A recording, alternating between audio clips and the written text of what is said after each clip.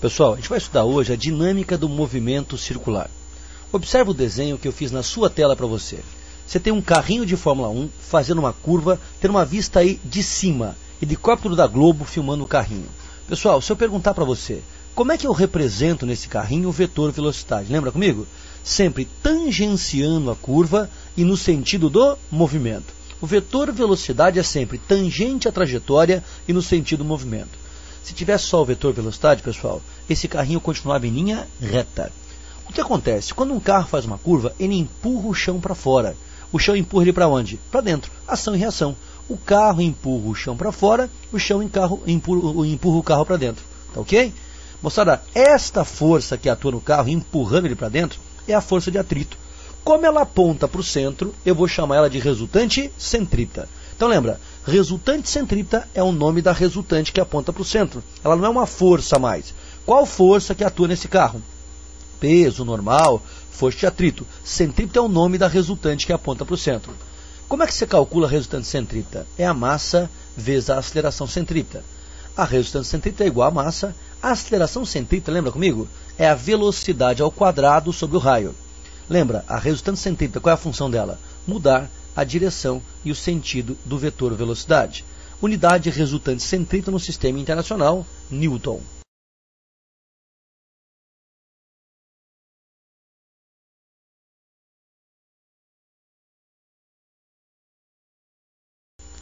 Pessoal, para você enxergar melhor o que é resultante centrípeta, imagine um carrinho em 3 situações diferentes.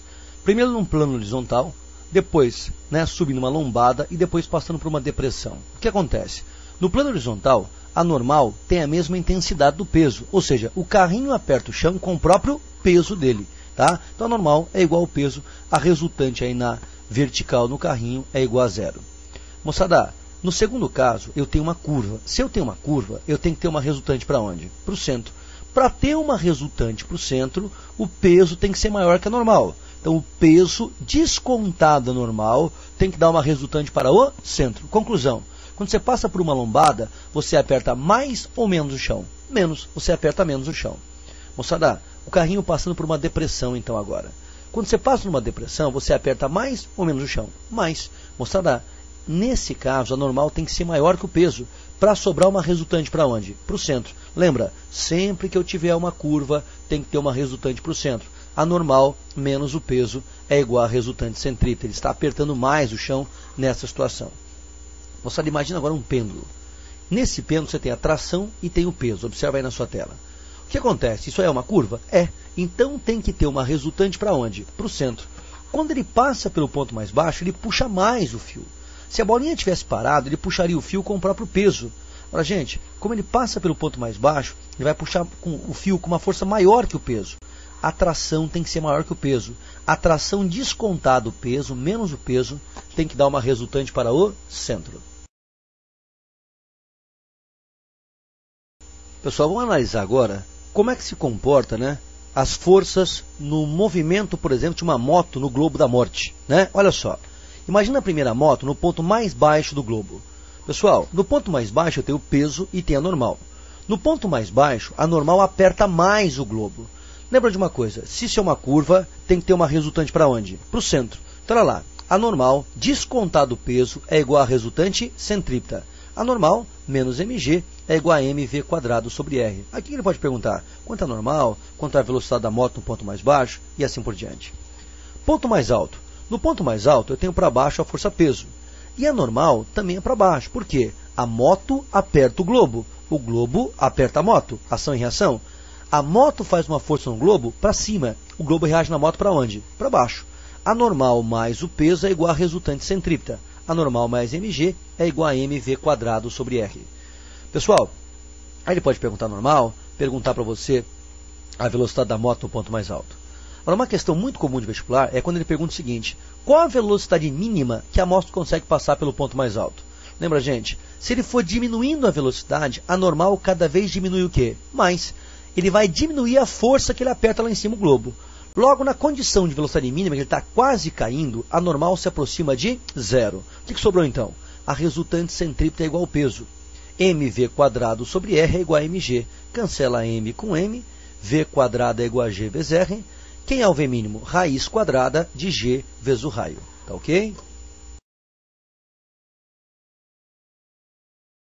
Pessoal, a dinâmica agora no movimento circular variado. Observa o desenho que eu fiz para você. Você tem um carrinho, aquele nosso carrinho de novo, tangenciando a trajetória. Como é que eu represento o vetor velocidade no carrinho? Tangente à trajetória, já vimos aí. A resultante centrípeta aponta para onde? Para o centro. Observa uma coisa agora. Eu posso ter uma resultante na mesma direção do vetor velocidade. A favor, olha lá, resultante tangencial, a favor da velocidade, né, quando o movimento for acelerado, e contrária à velocidade se o movimento for retardado. Qual é a função, então, dessa tal de resultante tangencial? Mudar o módulo da velocidade. Moçada, a resultante total é a soma vetorial da resultante tangencial mais a resultante centrípeta. Cuidado, você está somando vetores, tem que aplicar aí o teorema de Pitágoras. A resultante tangencial é a massa vezes a aceleração tangencial. Tá ok? Qual é a função da resultante tangencial? Ela muda o módulo do vetor velocidade. Tá ok?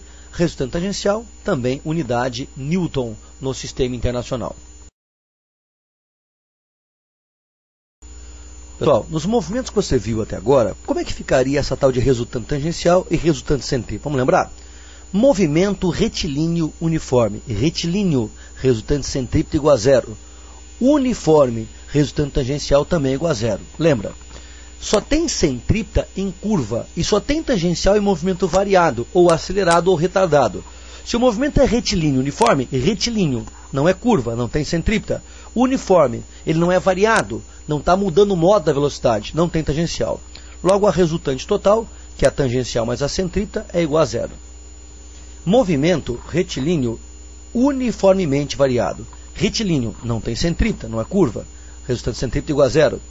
Variado, ele pode ser acelerado e pode ser retardado. Resultante tangencial é diferente de zero. Logo, a resultante total é igual à própria resultante tangencial. Movimento circular uniforme. Circular. Circular tem centrípeta, né? Curva. Centrípeta é diferente de zero. Uniforme. Se ele é uniforme, não está mudando o módulo da velocidade. Resultante tangencial é igual a zero. A resultante é igual à própria resultante centrípeta. Movimento circular uniformemente variado. Circular. Resultante centrípeta é diferente de zero.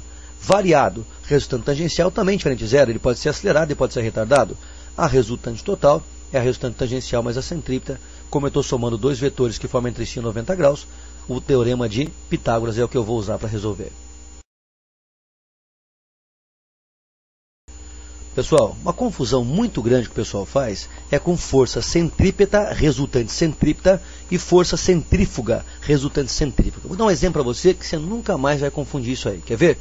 Você está dentro de um ônibus, segurando lá no famoso seca-sovaco, né? E lá vai você e o ônibus andando. Moçada, um observador no solo, vê o ônibus fazer uma curva e vê você meio desengonçado cair para o lado. Qual a explicação que esse observador no solo vai dar para você? O observador, pessoal, no solo vai dizer o seguinte: você estava em linha reta, a sua tendência é continuar em linha reta. Quando o ônibus fez a curva, você, por inércia, tende a continuar em linha reta. Tá ok? Então a explicação correta que ele vai dar para você é que você estava em linha reta, tende a continuar em linha reta por inércia. Se você escapou aí e foi para o lado. Legal. Agora, qual a explicação que uma pessoa dentro do ônibus vai dar para você?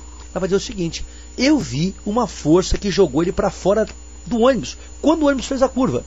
Esta força o pessoal chama de força centrífuga, resultante centrífuga.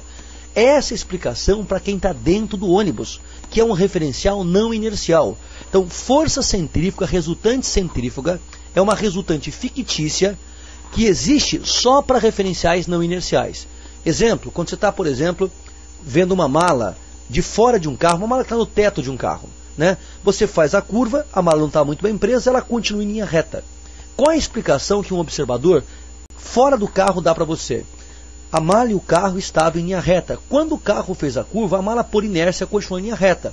Mas você dentro do carro tem a impressão que uma força jogou a mala para fora do carro, uma força centrífuga. Ou seja, força centrífuga, resultante centrífuga, é uma força fictícia que só existe para referencial não inercial.